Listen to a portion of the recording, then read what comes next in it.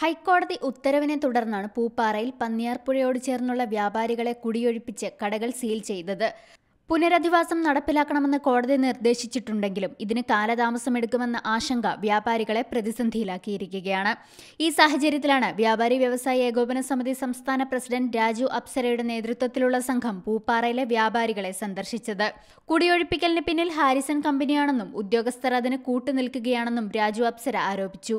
ഞങ്ങളെ സംബന്ധിച്ചിടത്തോളം ഈ ഹാരിസൺ കമ്പനിയുമായി ബന്ധപ്പെട്ട് നിൽക്കുന്ന രാഷ്ട്രീയക്കാരായിട്ടാണ് നമുക്ക് മനസ്സിലാകുന്നത്. കാരണം ഏത് നിയമങ്ങളും അവരാണ് തീരുമാനിക്കുന്നത്.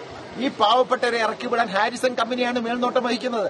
ഈ ഉദ്യോഗസ്ഥന്മാർക്ക് അതിന് വേണ്ടുന്ന എല്ലാ ഉദ്യോഗസ്ഥന്മാർക്കും ലക്ഷക്കണക്കിന് രൂപ പ്രതിമാസം അവർക്ക് മാസപ്പടി കൊടുക്കുകയാണ്. പുനരധിവാസം നടപ്പിലാക്കുന്നതുവരെ നിലവിലെ സ്ഥാപനങ്ങൾ തുറന്നു പ്രവർത്തിക്കാൻ ഇടപെടലുണ്ടാകണമെന്നും അതിനായി സംസ്ഥാന സർക്കാർ ഇടപെടൽ നടത്തുമെന്നാണ് പ്രതീക്ഷയെന്നും അല്ലാത്തപക്ഷം ശക്തമായ സമര നടപടികൾ ആസൂത്രണം ചെയ്യുമെന്നും സമിതി അറിയിച്ചു. Zee Malayalam news, Idukki.